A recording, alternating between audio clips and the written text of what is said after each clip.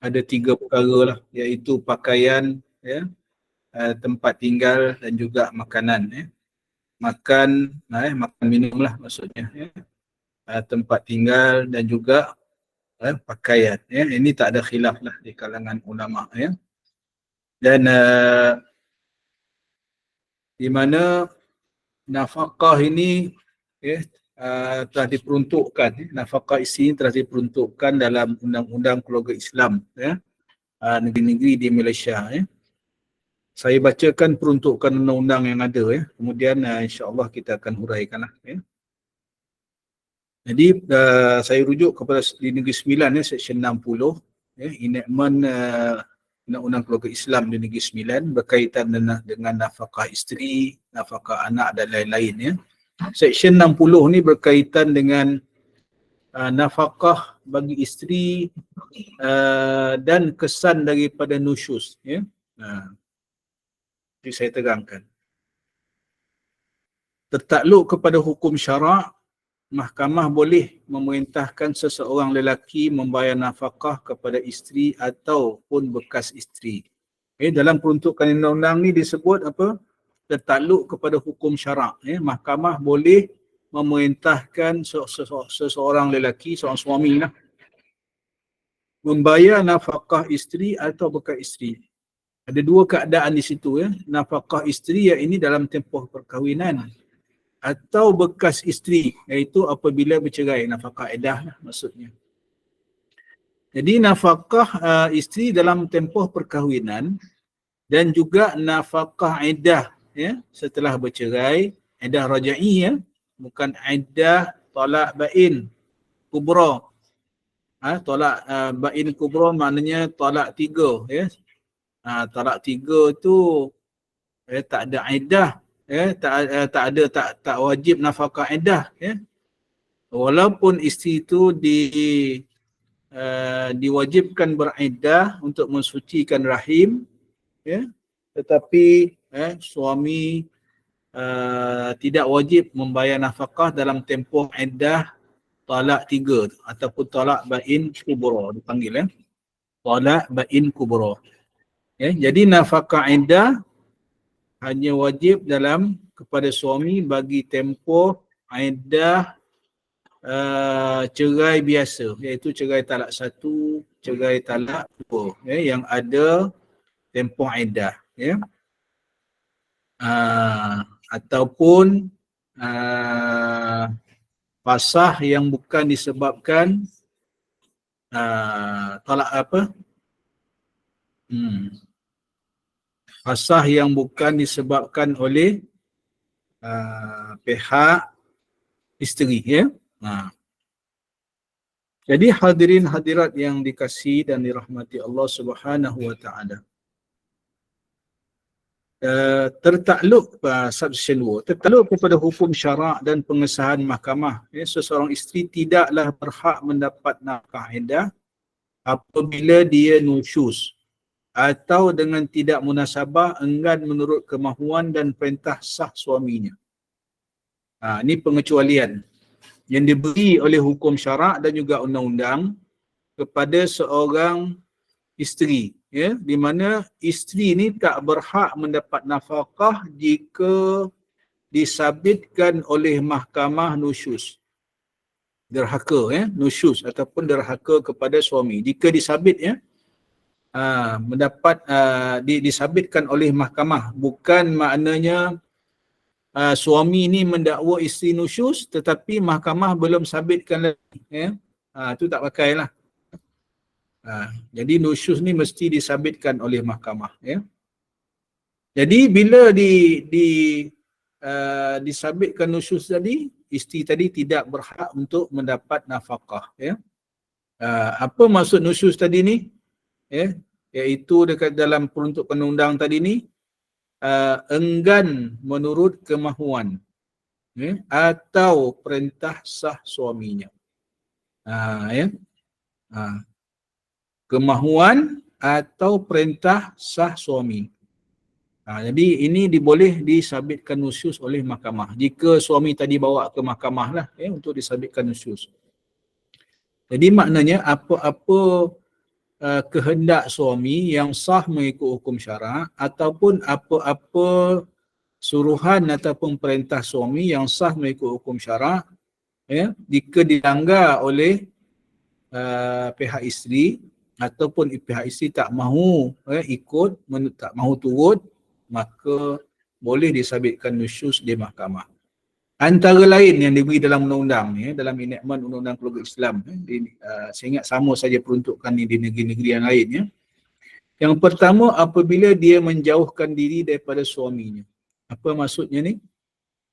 Apabila suami ajak bersama. Ya. Apabila suami ajak bersama, isteri tak mau. Ya. Ni nafkah batin lah maksudnya. Ya. Isteri ajak bersama, suami ajak bersama, isteri menjauhkan diri daripada suami. Ya.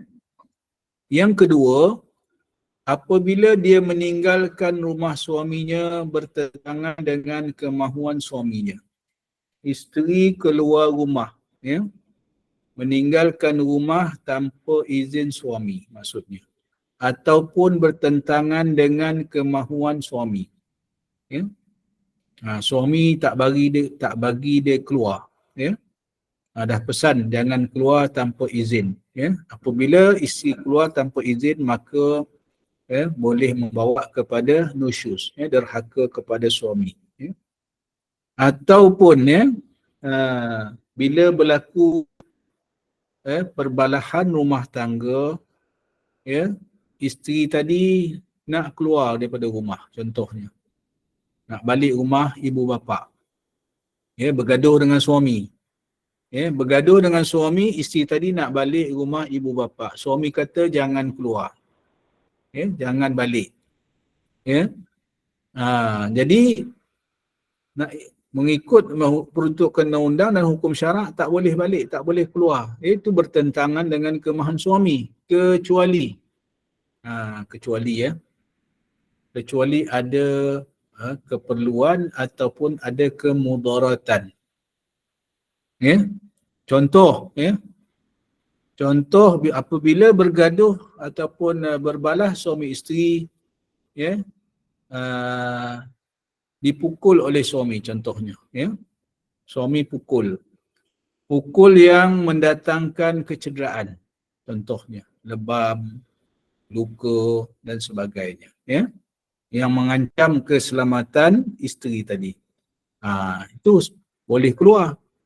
Tetapi itu ada alasan yang munasabah. Walaupun suami tadi tak bagi keluar, tetapi oleh kerana bimbang tentang keselamatan, takut berlaku mudarat yang lebih besar dan sebagainya, boleh keluar. Hukum syarak membolehkan. Ad-darurah tubihul mahzurah. Darur itu dah kira darurat. Di mana dalam keadaan darurat ni mengharuskan, mengharuskan perkara-perkara yang dilarang, walaupun suami melarang tadi. Itu keadaan yang kedua tadi ni. Dalam keadaan biasa maksudnya tak boleh meninggalkan rumah, yang bertentangan dengan kemahuan suami tadi.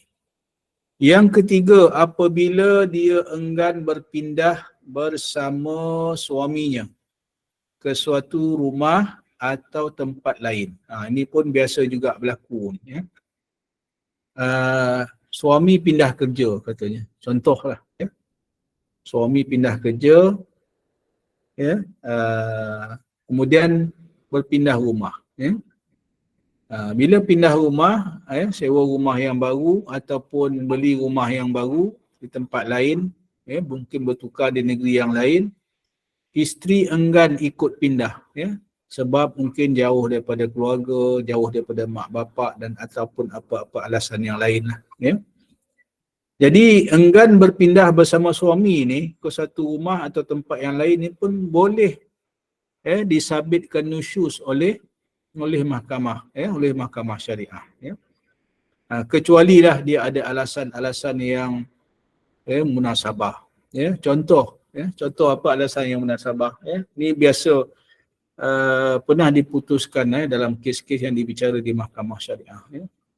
Seorang suami berpindah kerja. Berpindah kerja, kemudian ajak isteri pindah. Ajak isteri pindah, isteri tak mau pindah. Apa alasan isteri tak mau pindah? Sebab duduk di tempat baru tu sewa bilik. Sewa bilik. Bila sewa bilik tak selesa. Sewa bilik ni mungkin dalam rumah yang berkenaan tu bercampur dengan orang lain. Ini tak Jadi hukum syarak dan juga undang-undang dalam nanti insya-Allah mungkin malam ni tak sempatlah saya nak share nak share kes-kes yang saya nyatakan ini.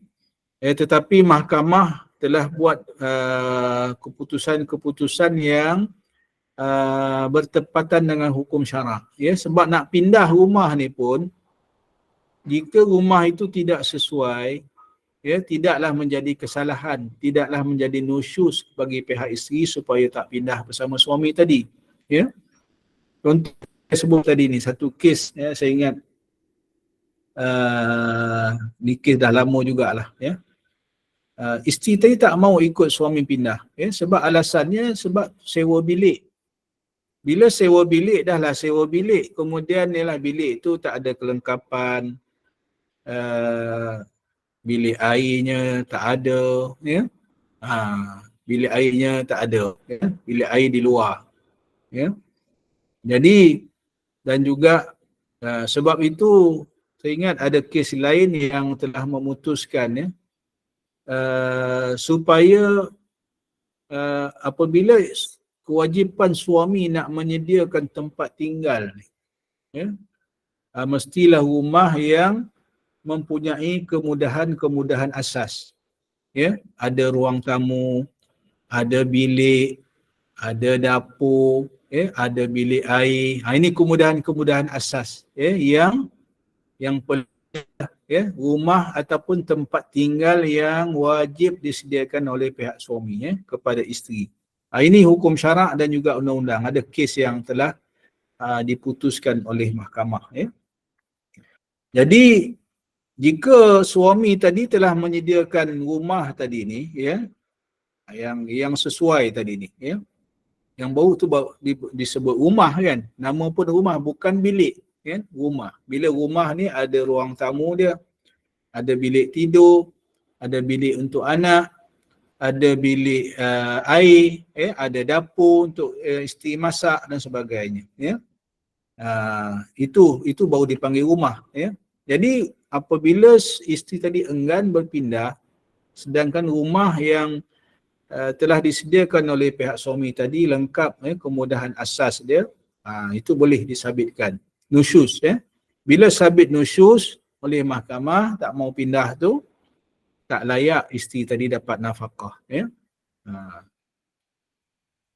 Itu 3 contoh yang diberi oleh undang-undang.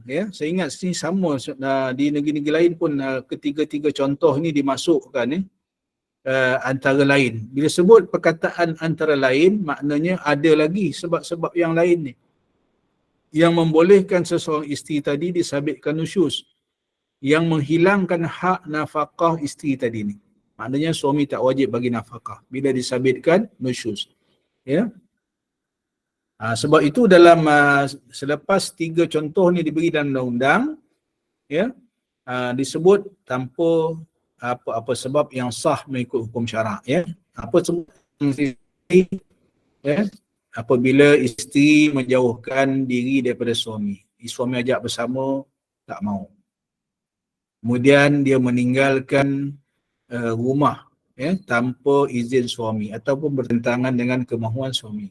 Yang ketiga, dia tak mau pindah ikut suami tadi ni, ke tempat yang di suatu rumah yang telah disediakan oleh suami. Ketiga-tiga ni isteri tak mau tanpa apa-apa sebab yang sah mengikut hukum syarak, maka boleh disabitkan nusyus dan hilanglah hak ataupun kelayakan isteri tadi untuk mendapat nafkah. Jadi mungkin ada sebab-sebab lain lagi lah, ya. Ada sebab-sebab lain yang selain daripada 3 perkara tadi ni, ya, mungkin ada sebab-sebab lain yang sah mengikut hukum syarak jika disabitkan oleh mahkamah juga, ya.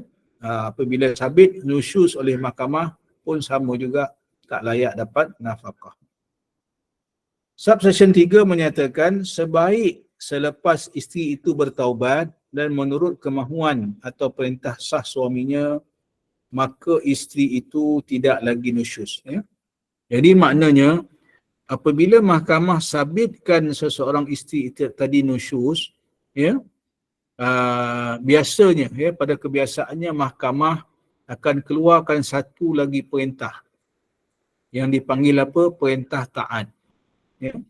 Perintah taat untuk duduk balik bersama suami biasanya lah, ya. Bila yang banyak berlaku di mahkamah syariah hari ni ialah mungkin isteri ni tak tahan, duduk dengan suami tadi ni, isteri tadi keluar meninggalkan rumah, keluar meninggalkan rumah, balik ke rumah keluarga, ya.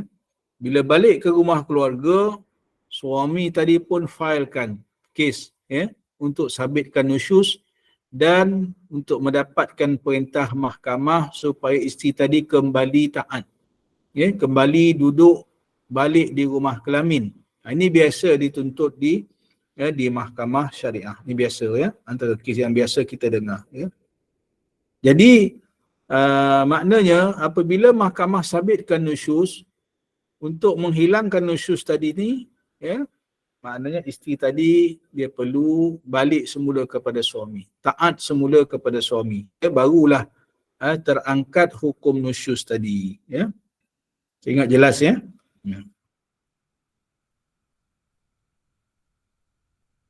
Itu berkaitan dengan nafkah isteri tadi ni, ya, nafkah isteri.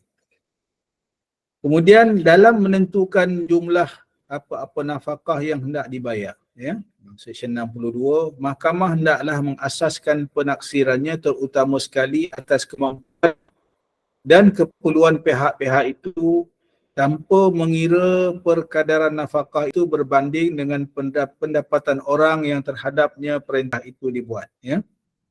Ini pentaksiran nafkah, ya. Jadi ini perkara yang agak sukar juga, ya, di mahkamah syariah untuk menentukan kadar nafkah yang sesuai. Ya, tak ada ukuran yang khusus, ya. Tak ada ukuran yang khusus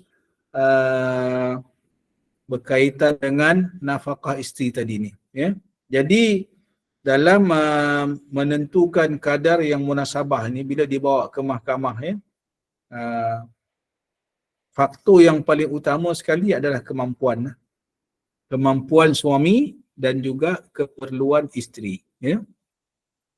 Jadi taksiran ataupun penentuan jumlah nafkah ini berbeza-beza, ya, mengikut kedudukan dan juga taraf, ya, keluarga suami isteri tersebutlah, ya. Jika orang yang kaya maka tinggilah, ya, dia punya kadar nafkah tu lebih tinggilah berbanding dengan orang yang miskin, ya. Saya ingat ada satu kes dulu yang diputuskan tahun 80-an ataupun tahun 90-an, ya. Kes saya ingat lagi namanya kes Rokiah lawan Idris, ya. Ini saya mungkin tak ada kena-mengena lah dengan kita pada malam ni, ya. Ni kes lama, ya. Kes Rokiah lawan Idris ni telah dimasukkan dalam jurnal hukum, untuk menjadi rujukan para hakim, di mana waktu itu hakim yang membicarakan kes ini telah mentaksirkan kadar nafkah isteri ni mengikut kategori, 3 kategori. Yang pertama golongan kaya, ya, golongan kaya. Yang kedua golongan pertengahan, dan yang ketiga golongan yang miskin, ya. Waktu itu, tapi kadarnya mungkin sekarang tak sesuai lah, ya. Sebab waktu itu dikira yang miskin ni pendapatan 500 ke bawah, ya, 80-an, ya, 500 ke bawah, ya. Yang sederhana ni 500 ke 1000 ke bawah, saya tak apa ingat ya. Kemudian yang sederhana ni 1000 ke 2000 tak silap ya.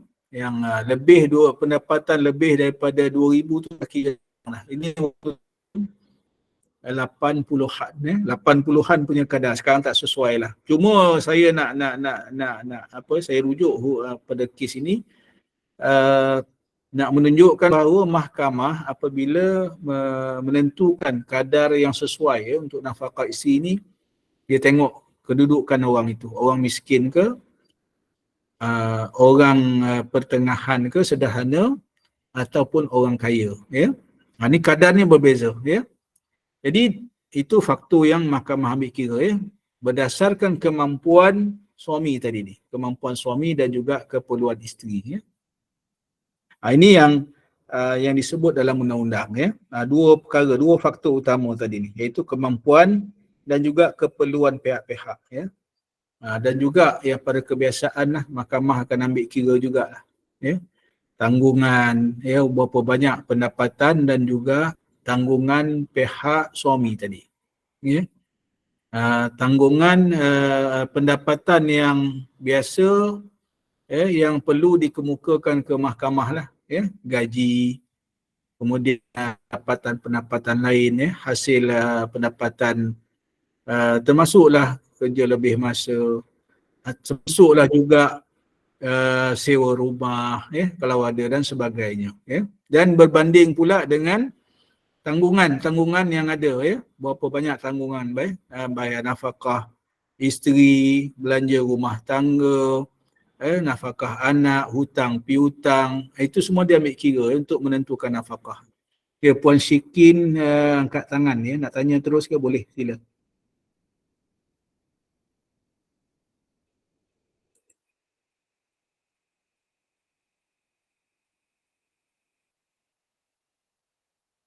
Tertekan kot Datuk. Tekan ya. Puan Norizan ni ada dalam chat room ni ya. Ya, saya tengok dalam atas kalau ada.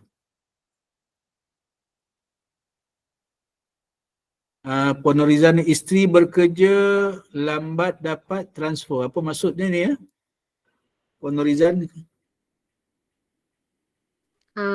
Yang tadi Datuk kata yang kita tak boleh nak ikut suami tu. Jadi kalau isteri jadi kalau kita ada masalah macam tu lah, kalau isteri tak bekerja tetapi lambat dapat transfer, maksudnya nak kena, dia akan jatuhkan hukum ke tidak macam tu. Okey, faham. Okey. Ini bagi isteri yang bekerja ya. Itu sebab tadi disebut dalam yang klausa yang akhir tu disebut tanpa apa-apa sebab yang sah mengikut hukum syarak. Tak mau pindah tadi ni maknanya tanpa apa sebab-sebab yang sah mengikut hukum syarak.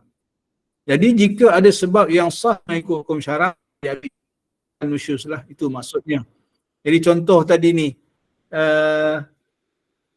isteri tadi bekerja ya. Ni biasa ni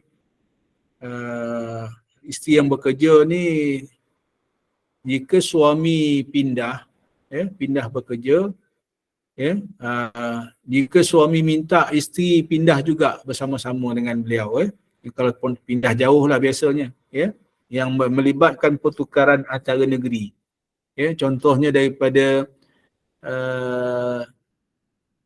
Johor Bahru lah Johor Bahru ke Pulau Pinang contohnya kan. Johor Bahru ke Pulau Pinang bertukar kan jauh ya, Johor Bahru ke Pulau Pinang. Jadi suami pergi kerjalah dulu kan ya, lapor diri tempat kerja yang baru, kemudian atas permintaan suami minta isteri pun pindah. Isteri pun bekerja juga ya. Jika isteri bersetuju untuk pindah ya, kemudian lambat pula dapat transfer, tak ada masalah. Itu bukan nusyuz ya, sebab ada alasan yang munasabah tadi ni. Ya, hari ni nak tukar kerja lah ya. Tak kira lah swasta ke, kerajaan ke, ya, memang akan ambil masa. Ya, memang akan ambil masa. Tambah lagi macam swasta. Ya, swasta mungkin dia punya cawangan dia bukan ada di seluruh negara. Ya, kadang-kadang terpaksa pula isteri tu berhenti kerja ya, sebab nak ikut suami. Ya. Ini pun masalah juga ya. Jadi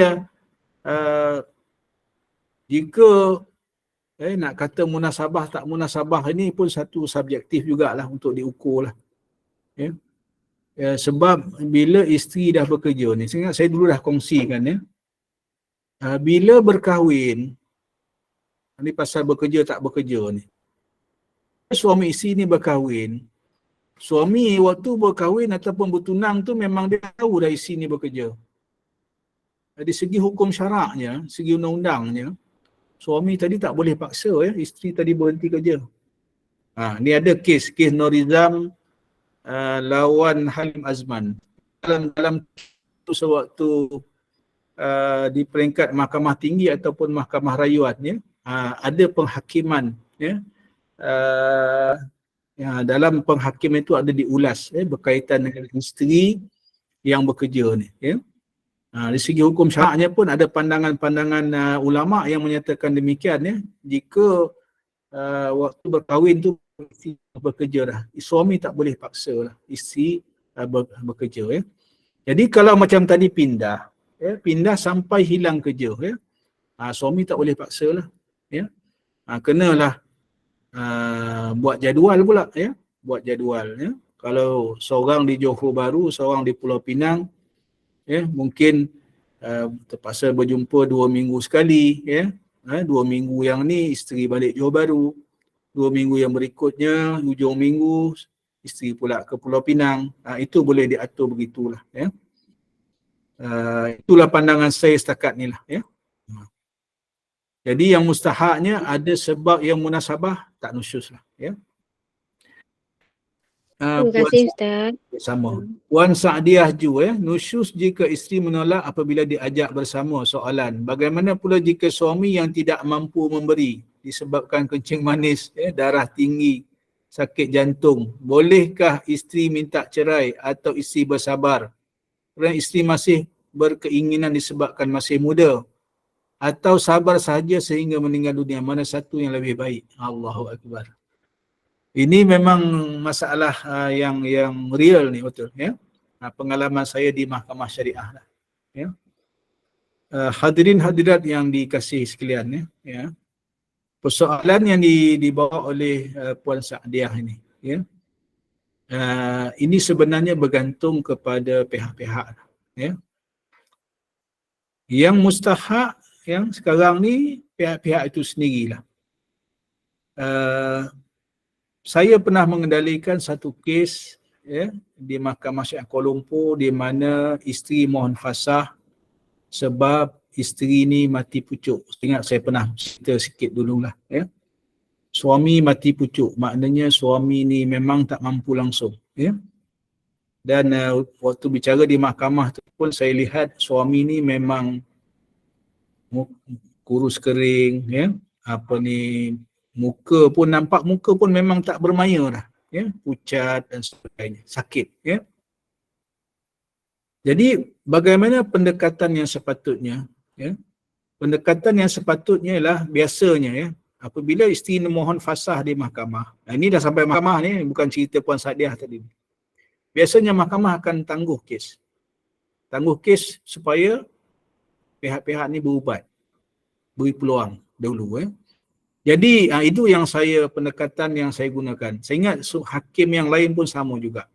Ini jika ada masalah tadi ni ya, sakit, sama ada sakit itu kena sihir, ada ya yang kena sihir pun ada juga, yang maknanya dengan bila nak bersama dengan isterinya dia tak naik suami ni hilang ataupun hilang kemampuan dia ya. Nak bersama dengan isteri je dia jadi lemah ya. Di waktu yang lain boleh je kan. Dia dia punya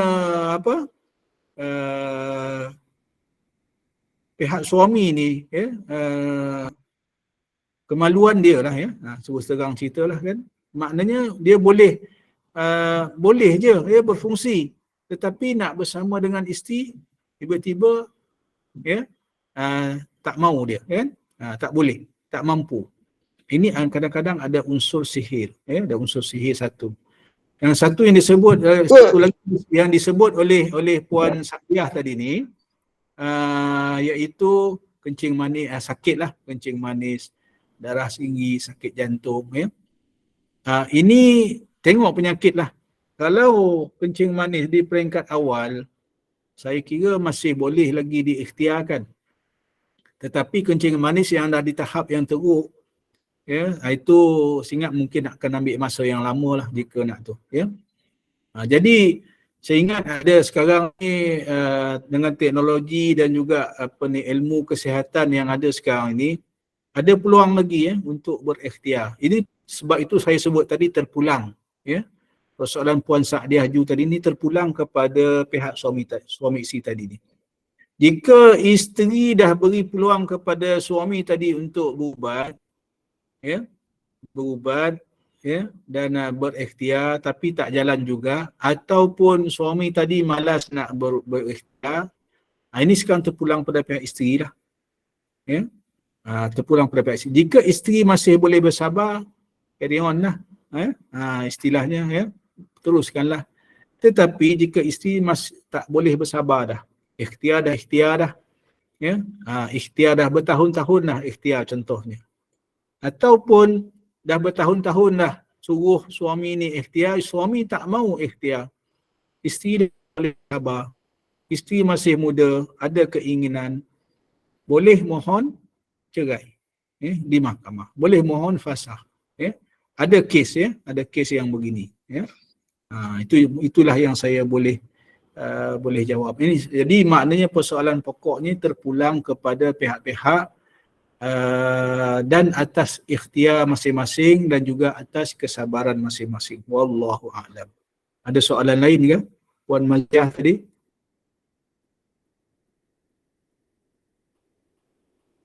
Puan Maziah tadi nak tanya ke?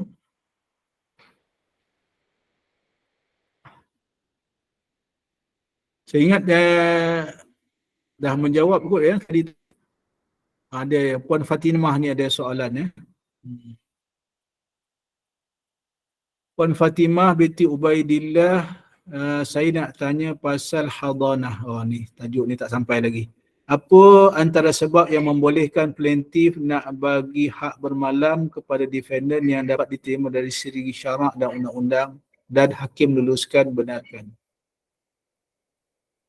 Puan Fatimah, ya, yang bertanya ni maknanya, saya pada anggapan saya lah, isteri dapat hak jaga anak-anak, kemudian suami dapat hak akses ataupun hak untuk bersama dengan anak-anak, ya, hak untuk bermalam, ya.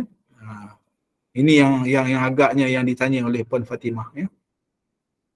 Jadi beginilah, ya, hadirin dan sekalian. Apabila ini tajuk ni tak sampai lagi, cuma saya sebut secara ringkas lah. Apabila bercerai, yang bercerai ini ialah suami isteri, ya. Anak-anak dengan ibu bapa tak boleh bercerai, ya. Ini kena faham, ya, hadirin hadirat. Jangan rosakkan anak-anak disebabkan perceraian kita, ya. Jangan rosakkan anak-anak disebabkan perceraian yang berlaku. Jangan tanam kebencian kepada anak terhadap, ya, pasangan kita yang telah bercerai dengan kita. Tak kiralah bagi pihak suami ke, bagi pihak isteri ke, jangan, ya. Sebab ini hubungan silaturahim yang tidak akan putus sampai akhirat, ya. Kecuali sebab itu bila salah satu pihak dapat hak jagaan, biasanya mahkamah akan beri hak kepada pihak satu lagi untuk akses kepada anak-anak ini, untuk lihat anak, untuk bawa anak jalan-jalan, untuk bawa anak bermalam, sama ada seminggu sekali ke, 2 minggu sekali ke, sebulan sekali ke, itu ada hak, jangan diputuskan silaturahim tu, ya. Ni yang Puan Fatimah sambut tadi, ya.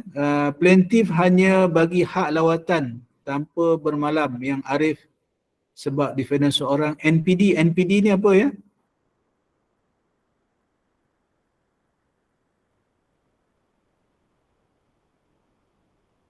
Puan Fatimah boleh respon ke? NPD ni, okey, faham. Jadi saya sebenarnya baru nak sentuh tadi ni, ya. Biasanya kita boleh halang lah. Boleh minta dengan mahkamah jika ada maslahah ataupun keperluan untuk tidak membenarkan anak ini bermalam dengan bapa dia. Ya. Contoh yang disebut tadilah NPD tadi, ya. Ataupun ada juga kes-kes yang sumbang mahram, ya, sumbang mahram. Ya, so ini memang langsunglah tak akan diberi akses tu, ya, kepada anak tu, ya. Ada bapa yang, ya, kes haruan makan anak, ya. Ataupun kalau tak berlaku pun gangguan seksual contohnya, ya. Kita bimbang anak kita ni menjadi mangsa gangguan seksual bapa dia sendiri. Itu kalau ada kes begitu memang kita ada hak untuk mohon kepada mahkamah untuk menghalang. Menghalang bapa ni daripada bermalam, bermalam. Dia mungkin boleh nak tengok anak-anak dia, ya. Tetapi dengan pengawasan. Ada kes yang sebegini yang mahkamah beri akses yang terhad kepada bapa tadi ni, ya. Boleh jumpa anak dengan pengawasan. Mungkin boleh jumpa sampai ada kes yang saya ingat jumpa nak ambil anak pun di balai polis, ya. Ada kes sampai tahap begitu. Ataupun dengan pengawasan kebajikan masyarakat dan sebagainya, ataupun dengan wakil keluarga yang kena ada bersama dengan anak-anak tu, ya, bila bapa ni nak jumpa. Sebab ada kes-kes yang ni lah, ya, ni takut melibatkan keselamatan anak, ya. Ini boleh, ya, dihalang. Wallahu a'lam. Assalamualaikum Ustaz. Sekiranya isteri tahu suami melakukan maksiat, isteri tidak mahu bersama suaminya. Suami keluar dari rumah dan duduk berasingan dari isteri, adakah isteri masih boleh dapat nafkah dari suami? Adakah isteri itu dikira nusyuz? Ya. Puan Maimun punya soalan ni pun ni, ya. Saya nak fahamkan dulu soalannya. Isteri tahu suami melakukan maksiat, isteri tidak mahu bersama suami. Okey. Ini ada alasan yang munasabah lah. Jika maknanya isteri ni tahu suami ni melakukan maksiat di luar. Contoh lagi ada pula yang teruk lagi, maknanya kalau suami ni melanggan pelacur dan sebagainya. Ada kes, ya. Suami ni ada perempuan simpanan ke, ya. Jadi isteri ni dah tak mahu dah bersama dengan suami ni, takut kata mungkin suami ni kena jangkitan penyakit ke sebagainya, wala'iyyazubillah. Memang isteri ada hak untuk tidak mahu memenuhi tuntutan suami tadi. Ini tak kira nusyuz lah, ya, sebab ada alasan yang munasabah, ya. Kemudian suami keluar dari rumah dan duduk berasingan dari isteri. Adakah isteri masih boleh dapat nafkah? Ya, tak kisah, ya. Kalau bukan isteri yang keluar, ini suami yang keluar, isteri masih duduk di rumah kelamin, isteri masih berhak mendapat nafkah. Ya, isteri masih berhak mendapat nafkah selagi dia tidak nusyuz tadi, peruntuk undang-undang yang saya bacakan tadi ni. Selagi isteri tak disabitkan nusyuz, dia berhak mendapat nafkah. Ya, itu dia punya kaedah dia. Adakah isteri masih boleh dapat nafkah dari suami? Dia berhak dapat nafkah. Adakah isteri itu dikira nusyuz? Tak nusyuz sebab yang keluar ni adalah suami. Ya, yang keluar tu adalah suami, ya. Hatta jika isteri tadi pun keluar, ya, hatta sehingga isteri keluar daripada rumah kelamin disebabkan alasan yang munasabah dari segi undang-undang dan hukum syarak, dia masih lagi berhak nafkah. Ya, selagi dia masih bergelar isteri, selagi dia tidak disabitkan nusyuz, dia masih berhak untuk dapat nafkah. Wallahu a'lam. Puan Sikin Denan, Assalamualaikum, saya dah lama bercerai malah sudah berkahwin, dah kahwin baru ya. Soalannya baru-baru ini saya telah membuka fail dan menjerahkan anak saya kepada bekas suami disebabkan anak saya tidak mahu pulang kepada saya dan berjaya mencapai kata sepakat dalam majlis suluh malah sedang menunggu dimeterai oleh hakim. Tetapi saya berubah fikiran dan mahu menuntut anak saya di bawah jagaan saya atas kemahuan anak-anak saya sendiri kerana baru-baru ini dia pernah bermalam 3 hari sampai tidak mahu pulang kepada bapaknya. Oh ini pun masalah juga ni. Okey. Kes Puan Syikin ni ya, dia dah hadir majlis suluh. Apa maksud majlis suluh ni? Majlis perdamaian.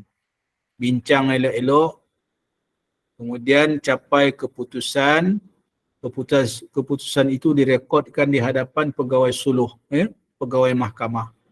Apabila direkodkan di hadapan pegawai mahkamah, direkodkan terma-terma persetujuan bersama tu di hadapan pegawai suluh mahkamah. Kemudian apabila direkodkan terma-terma persetujuan tu, pihak-pihak akan turun tanda tangan. Suluh, majlis suluh ni saya beri gambaran kepada semua lah yang tak tahu ya. Jadi di hadapan pegawai suluh ni, hasil daripada perbincangan itu apabila mencapai persetujuan bersama akan di draft perjanjian persetujuan tu.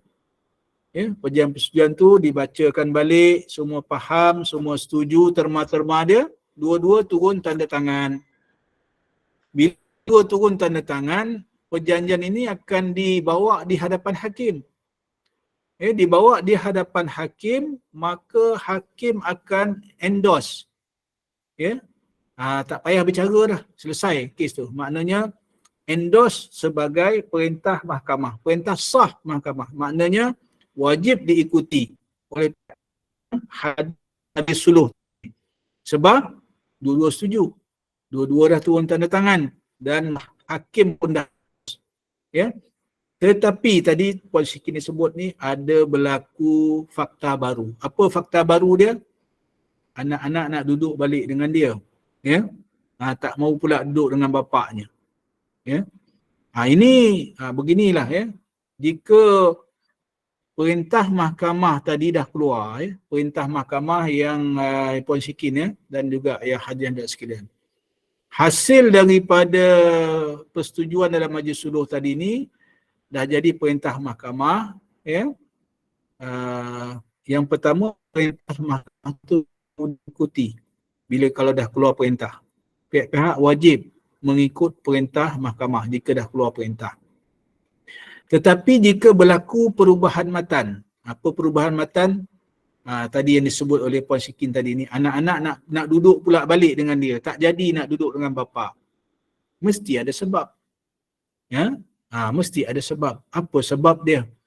Jadi hadirin hadirat sekalian, perintah mahkamah ni bukannya absolute, dia boleh dipinda, dia boleh diubah dengan satu permohonan di mahkamah, iaitu permohonan ubah perintah. Boleh mohon ubah perintah di hadapan mahkamah. Sebab apa? Sebab berlaku perubahan matan. Contoh tadi, mungkinlah ada sebab-sebab yang tertentu tadi ni, anak-anak tak mau dah duduk dengan bapa, nak duduk pula dengan mak. Tapi dalam ni kita tak tahulah kan apa sebab dia. Itu hanya pihak Puan Syikin sajalah yang tahu. Jadi bila berlaku perubahan matan, perubahan keadaan, boleh je mohon kepada mahkamah untuk pinda balik, untuk ubah balik perintah mahkamah. Ini tertakluk kepada bicara nantilah di hadapan mahkamah tu. Maknanya kalau munasabah, maknanya dibuktikan di hadapan mahkamah, perlu perintah mahkamah tu dipinda, mahkamah akan pinda. Mahkamah akan ubah mengikut maslahah dan kepentingan terutama kebajikan anak-anak ni. Bila melibatkan anak-anak ni, pertimbangan utama yang diberikan oleh mahkamah ialah kebajikan anak. Bukan kebajikan suami, bukan kebajikan bapa, bukan kebajikan mak. Yang menjadi keutamaan adalah kebajikan anak-anak. Wallahu a'lam. Boleh faham ya? Adakah saya boleh mengubah tuntutan tersebut kepada boleh, tadi saya dah jawab ya. Alhamdulillah. Okey, ada soalan lain ke? Dah. Ya. Dah faham, alhamdulillah ya. Boleh tanya saya lisan ya, sila. Puan Salwa sila. Ada soalan? Assalamualaikum Ustaz. Assalamualaikum warahmatullahi. Okey, soalan saya yang pertama tentang anak-anak lah. Okey, apakah berdosa sekiranya macam contohlah bapak tu ada kes lah, contoh kes toilet apa kan pernah contohlah ada kes kes ni lah. Jadi anak-anak sendiri tak nak berjumpa dengan bapa mereka dan saya tak pernah menghalang lah. And then adakah saya dikira memutuskan silaturahim macam tu? Kan? Maksudnya saya sendiri tanya dengan anak, kalau nak jumpa ayah tu jumpalah. Tapi kalau macam anak saya yang kecil, saya memang tak bagi because of ada kes tu tadi. Jadi saya kalau nak jumpa, saya kata jarak dan saya tak bagi bermalam pun. Ya. Okey, adakah saya dikira memutuskan silaturahim? And then soalan saya yang kedua, contohlah kalau macam ni kes kawan lah. Contohlah kalau seorang suami tu dia minta maaf lah kalau macam jenis macam yang kuat nafsu kan, kahwin 2-3 macam tu. And then jenis yang ada macam apa yang dari belakang tu kan. Okey. Liwat. Ya. Jadi apakah kalau macam isteri tu menolak, macam menendang suami tu tak nak kan apa semua, adakah dia dikira nusyus ataupun menolak kemahuan suami? Dan yang adakah kalau macam dia ada kahwin 2-3 kan, adakah salah kalau isteri tu bagi tahu kepada isteri yang lain supaya berhati-hati apa semua? Berdosa tak isteri tu? Macam adakah menghasut apa semua kan, sebab kita takut isteri lain tu dijangkiti penyakit ke apa kan. And then macam kita kalau contoh dia dah cerai, dia bukanlah hasut tapi macam beritahu benda-benda tu dan untuk mengelakkan perkara lain terjadi pada isteri-isteri yang lain. Adakah kira menghasut ataupun berdosa lah macam tu? Tapi niatnya untuk menjaga kemaslahatan isteri-isteri yang lain. Terima kasih Ustaz. Terima kasih kepada Puan Salwa yang bertanya ya. Yang pertama tadi ni, bapa ada kes jenayah ya. Bapa ada kes jenayah. Anak-anak tak mau jumpa ya. Jadi ini tak ada masalah lah ya. Kalau maknanya anak sendiri tak mau berjumpa. Cuma kita sebagai ibu lah ya, pada saya lah. Pada ibu kita bertanggungjawab jugalah untuk menasihat ya. Menasihat anak-anak. Apatah lagi jika anak itu anak perempuan ya. Anak perempuan yang mana nanti wali nikahnya ialah bapaknya, bapak kandungnya ya. Betul lah bapak ni ada kes jenayah disabitkan ya, sah oleh mahkamah ya, mungkin dijatuhi hukuman penjara dan sebagainya ya, tetapi dia masih lagi bapak ya. Itu yang nasihat kita pada anak ya. Walaupun bapak ni dah disabitkan sebagai penjenayah, tetapi dia pun dah terima hukuman dia.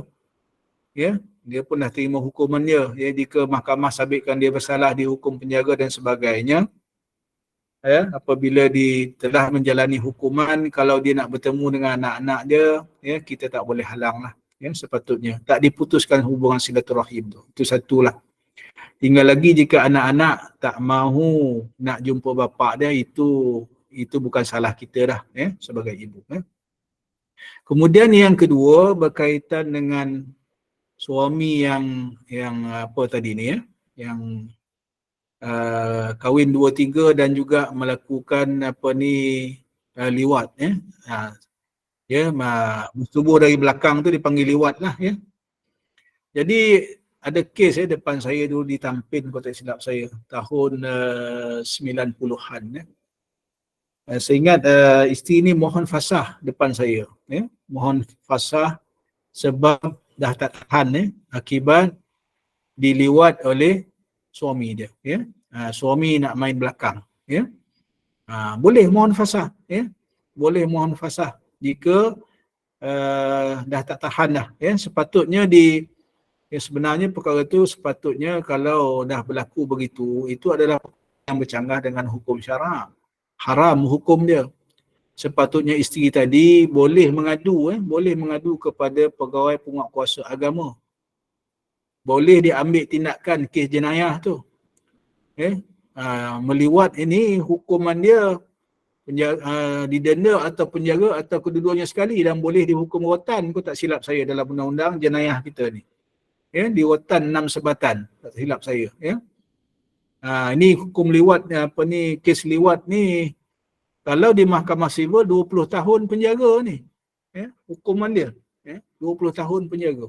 Tapi kita di mahkamah syariah ni, hukuman dia masih rendah lagi. Tetapi itu satu kesalahan. Jadi, dalam kes yang disebut oleh Puan Sarwar tadi, mungkin pihak ni dah bercerai. Itu pada saya kena bersyukur jugalah. Daripada terus menjadi mangsa liwat oleh suami yang tak bertanggungjawab ni. Jadi tindakan dia mengingatkan madu-madu dia ataupun bekas madu-madu dia ni, saya ingat itu bukan satu tindakan menghasut dan sebagainya. Itu satu nak beritahu keadaan sebenar. Itu pulanglah kita kalau jika beritahu tu secara ikhlas, untuk mengingatkan ataupun memaklumkan perkara sebenar yang berlaku, pada saya itu bukanlah menghasut ataupun hasad dengki dan sebagainya. Itu tanggungjawab kita untuk mengingat. Tinggal lagi orang dah orang tak terima ataupun orang menolak ataupun orang tohmah pula kita dan sebagainya, itu terpulanglah. Itu kita dah lepas dah tanggungjawab. Pada saya itu melepaskan tanggungjawab kita lah untuk mencegah kemungkaran. Dan sebaiknya jika masih berlaku, eloklah dilaporkan kepada pegawai penguatkuasa agama supaya pegawai penguatkuasa agama boleh menyiasat, boleh melakukan siasatan dan juga mengambil tindakan. Wallahu a'lam. Ada soalan lain ke? Kelab sokongan ibu tunggal. Mengapa semasa hakim menjatuhkan dan mengesahkan perceraian, kenapa amaun nafkah anak dan hadanah tidak ditetapkan sekali? Bukankah ia lebih menjamin kemaslahatan anak mangsa perceraian? Maaf di atas soalan. Okey. Bagus soalan kelab sokongan ibu tunggal. Dia begini puan Saya ingat di awal-awal saya masuk bertugas dulu tahun 90-an awal 90-an memang kes apabila kes cerai waktu itu diputuskan sekali nafkah anak, hak jagaan anak, nafkah iddah, muta'ah dan sebagainya. Waktu itu dibicarakan serentak. Tetapi perkembangan undang-undang selepas itu telah menyebabkan berlakunya pemisahan. Pemisahan kes. Jika kes cerai, bicara kes cerai sahaja. Nafkah anak diasingkan, muta'ah diasingkan, apa lagi, nafkah iddah bicara asing, hak jagaan anak bicara asing, nafkah anak asing. Dia ada tujuan sebenarnya, hadirin hadirat sekalian, sebenarnya ada tujuan sebab untuk tidak mencampur adukkan kes-kes yang tadi ni dalam satu fail. Itu dari segi pentadbiran mahkamah. Yang pertama dari segi pentadbiran mahkamah. Yang kedua, apabila diasing itu lebih mudah untuk hakim bicara. Sebab setiap kes ini memerlukan pembuktian yang berasingan.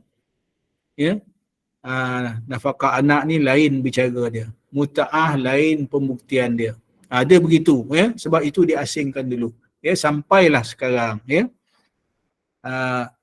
Cumanya hadirin hadirat sekalian, jika ada persetujuan, ni mudah. Jika ada persetujuan semasa perceraian di hadapan mahkamah tu, untuk memutuskan perkara-perkara yang disebut oleh puan tadi ni, boleh je. Tak ada masalah, boleh hari itu boleh selesai. Ya, memang itu lebih baiklah pada saya, ya. Sebab itu hadirin dan sekalian, kita galakkan pihak-pihak ni menjalani suluh, ya, masuk dalam majlis suluh tu. Ya, sebab bila masuk dalam majlis suluh yang berkaitan dengan tuntutan-tuntutan selepas bercerai ni, ya, ataupun diundingkan di luar mahkamah pun boleh. Ya, kalau tak masuk majlis suluh pun maknanya hari nak lafaz cerai. Sebelum hari nak lafaz cerai tu, pihak-pihak ni dah berunding dari luar. Berunding dari luar berkaitan dengan nafkah iddah, muta'ah, nafkah anak, apa lagi. Ya. Dah diundingkan siap-siap dah dan ada persetujuan. Ya, jadi bila sampai hakim, maklumkan saja pada hakim, ya Arif, Tuan Hakim, kami ada persetujuan bersama. Nanti hakim akan tanya apa dia persetujuan bersama tu. Hakim pun akan rekod satu apa dia, ya. Nafkah iddah sekian, ya. Contoh, nafkah iddah 500 bulan contohnya. Apa lagi persetujuan dia? Yang kedua, hak jaga anak, muta'ah, ya. 5,000 contohnya kan. Ya. Muta'ah sagu hati perceraian 5,000 contohnya. Bayar macam mana, ya. Direkodkan di hadapan hakim. Bayar lamsam ke, bayar ansuran ke, ya. Dia akan direkodkan di hadapan. Jika ada persetujuan bersama, termasuklah yang lain-lain tadi ni. Hak jaga anak, siapa nak jaga anak? Diputuskan kan semua mak jaga contohnya. Ibu dia dapat hak jaga anak, ya, atas persetujuan suami isteri tadi ni. Boleh, mahkamah akan rekodkan persetujuan tu. Kemudian nafkah anak berapa sebulan seorang anak ni? 400, ya, sebulan ataupun 500, 300,500. Itu tengok ni lah, ya, persetujuan yang jadi semua persetujuan ni boleh direkodkan terus di hadapan mahkamah dan hari itu selesai. Cerai selesai, yang lain-lain pun selesai, direkodkan sebagai perintah persetujuan nama dia. Ya, perintah persetujuan, ya. Dan yang cumanya hadirin sekalian, perintah persetujuan ni apabila disebut perintah persetujuan maknanya dua-dua pihak bersetuju. Bila dua-dua pihak bersetuju tak boleh rayu. Ini efek dia. Dan undang-undang disebut menjadi mutatis mutandis, ya. Menjadi penghalang untuk kes itu dirayu sebab pihak-pihak ni telah bersetuju. Cuma mungkin ada kekecualian khas lah. Ya, kecualian khas tadi mungkin berlaku perubahan matan yang saya sebut tadi ni. Ada fakta baru, ya, yang memungkinkan diubah tadi walaupun perintah persetujuan. Itu mahkamah akan tengok dengan lebih detail lah. Wallahu a'lam. Macam ni Puan Sikin tanya, ya. Macam saya tadi hari Selasa ni akan jumpa hakim untuk memeteraikan perjanjian suluh. Adakah waktu tu juga saya perlu beri bukti untuk mengubah tuntutan saya? Okey, maknanya Puan Sikin ni, Puan, ya, selagi perjanjian suluh ni, perjanjian persetujuan di hadapan pegawai suluh ni, selagi belum ditandatangani di hadapan pegawai suluh, dia belum lagi menjadi perjanjian persetujuan. Maknanya ada peluang lagi lah untuk pindah perjanjian tu, ada peluang lagi. Itu terpulang lah, ya. Tapi dia akan jadi lama lah balik kes ni. Kalau nak berunding pula balik, ya. Contoh ni nanti di hadapan hakim nanti Puan Sikin kata saya tarik balik persetujuan saya. Contoh, ya. Saya bagi contoh saja, ya. Jangan ikut pula cakap saya ni. Saya bagi contoh saja. Nanti depan hakim nanti kata selagi hakim belum keluarkan nanti, sebab bila bawa tadi ni, walaupun pihak-pihak dah tanda tangan, dibawa di hadapan hakim. Dibawa di hadapan hakim, hakim biasanya akan tanya balik, betul ke kedua-dua pihak telah tanda tangan perjanjian persetujuan ni? Betul, ya. Ini persetujuan yang telah kami capai. Hakim dia nak sahkan balik semula sebelum dia perintahkan sebagai dia endorsekan sebagai perjanjian persetujuan. Jadi waktu depan hakim tu sebenarnya ada peluang sekali lagi. Sekali lagi kepada pihak-pihak untuk sama ada dia nak teruskan ataupun nak tarik balik. Contoh depan hakim ni kata yang Arif Tuan Hakim, saya nak maklumkan pada hari ini saya tarik balik persetujuan saya. Contoh, tarik balik persetujuan. Jadi hakim akan tanya sebab apa? Berilah sebabnya. Sebab 1, 2, 3. Telah berlaku tadi, perubahan tadi. Anak-anak tak mau duduk dengan bapa. Sekarang anak-anak nak duduk dengan saya, contoh. Jadi itulah yang saya boleh ni lah. Jadi kalau mahkamah minta bukti, maka kena ni lah. Kena tunjuklah bukti. Ataupun saksi dan sebagainya. Itu terpulang, itu mahkamah akan beri panduan nanti. Saya ingat saya menjawab dah kot Puan Syikin. Kemudian Puan Fairuz, jika perkahwinan dibubarkan melalui fasah oleh hakim. Puan Syikin okey dah tanda tangan kan? Okey, dah faham okey Okey. Jika perjanjian dibubarkan melalui fasah oleh hakim, mahkamah namun tiada lafaz cerai oleh suami, adakah bekas isteri boleh menikah semula? Okey.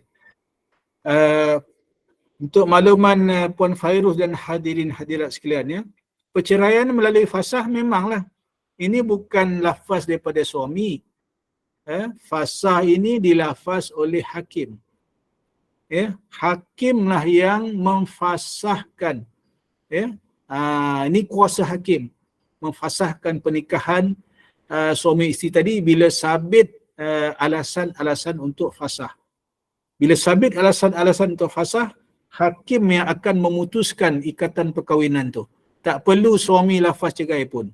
Itu kes fasah. Saya ingat tu dah jelas dah masa kita bincang kes fasah tadi dulu ni. Jadi memang tak perlu. Jadi bila mahkamah sabitkan fasah, apa jadi dengan cerai itu? Cerai itu dinamakan cerai talak bain sughra. Talak bain kecil nama dia. Isteri kena beredah tak? Kena beredah. Biasanya hakim akan perintah beredah 3 kali suci juga. Jadi boleh rujuk tak?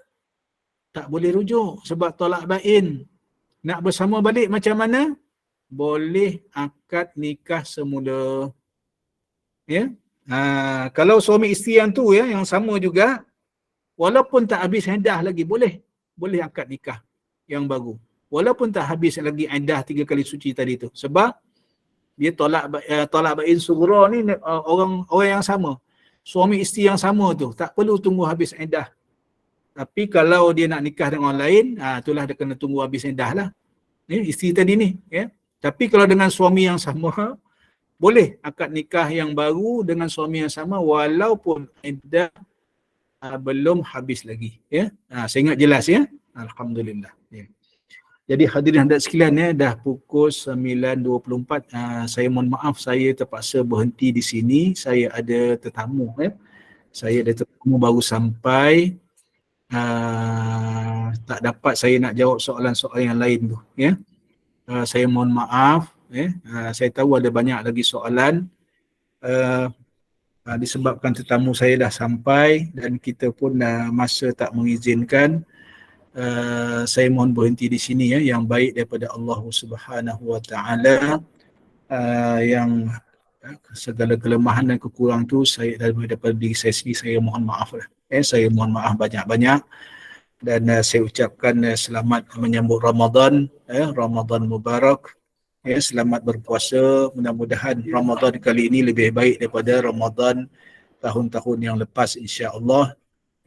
Mohon doa semua, insya-Allah kita dapat menjalani ibadah puasa dengan baik, insya-Allah. Jadi saya dengan itu saya mohon maaf, insya-Allah kita jumpa balik selepas Hari Raya lah selepas Hari Raya, insya-Allah. Dan nanti mungkin pihak Gemma Nur Iman boleh maklumkan saya balik lah bila nak mula balik selepas Hari Raya. InsyaAllah kita sambung kemudian insyaAllah selepas Raya nanti. Mohon maaf sekali lagi Qulu qali hadza astaghfirullah li wa lakum. Wassalamualaikum warahmatullahi wabarakatuh. Saya serah semula kepada pengacara majlis. Sila. Alhamdulillah. Syukur pada Allah, kuliah kita malam ini berjalan lancar. Moga segala penerangan yang Datuk sampaikan memberi manfaat dan menjadi ilmu yang berguna kepada semua jemaah dan boleh dikongsi dengan ahli keluarga dan sahabat handai di dalam menangani masalah khasnya nusyuz seperti yang tajuk kuliah kita malam ini. Moga semua jemaah memahaminya. Kita tangguh pengajian kita malam ni, Datuk, dan mohon izin saya buat sedikit hebahan bagi untuk aktiviti JNI ini, bagi melancarkan segala aktiviti ni yang akan bermula pada Ramadan ini pada 23 bulan 3 seperti munajat menjelang sahur, 1 hari 1 juzuk bersama asatizah, tadarus Al-Quran JNI, iftar dan murih, khatam Quran perdana di penghujung Ramadan. Marilah kita sama-sama mengisi tabung JNI. Moga kita semua di dalam rahmat dan redha Allah. Untuk kuliah esoknya, kita akan bersama Al-Fadil Ustaz Ilin Aminin. Boleh rujuk grup WhatsApp, insyaAllah. Bagi menutup majlis, seperti biasa, mohon yang amat arif Datuk menutup majlis dengan tasbih kafarah dan surah Al-As, dan saya sudahi dengan wabillahi taufiq wal hidayah. Wassalamualaikum warahmatullahi wabarakatuh, dan silakan Datuk. Selamat menyambut Ramadan, Datuk. Terima kasih sama-sama. Bismillahirrahmanirrahim. Alhamdulillahi rabbil alamin wassalatu wassalamu ala asyrafil anbiya'i wal mursalin wa ala alihi wa sahbihi ajma'in. اللهم افتح علينا فتوح العارفين وارزقنا فهم النبيين خاتم الأنبياء والمرسلين. اللهم فقهنا في الدين وعلمنا التأويل واهدنا صراطك المستقيم. اللهم ربنا زدنا علما وارزقنا فهما. ربنا زدنا علما وارزقنا فهما. ربنا زدنا علما وارزقنا فهما. ربنا آتنا في الدنيا حسنة وفي الآخرة حسنة وقنا عذاب النار. اللهم بارك لنا في شعبان وبلغنا رمضان. ربنا آتنا في الدنيا حسنة وفي الآخرة حسنة وقنا عذاب النار. وصلى الله على سيدنا محمد. الحمد لله رب العالمين. بسم الله الرحمن الرحيم. سبحانك اللهم وبحمدك أشهد أن لا إله إلا أنت أستغفرك وأتوب إليك. بسم الله الرحمن الرحيم. والعصر إن الإنسان لفي خسر إلا الذين آمنوا وعملوا الصالحات وتواصوا بالحق وتواصوا بالصبر. Sekian, Assalamualaikum warahmatullahi wabarakatuh. Saya mohon undur diri dulu ya. Semua.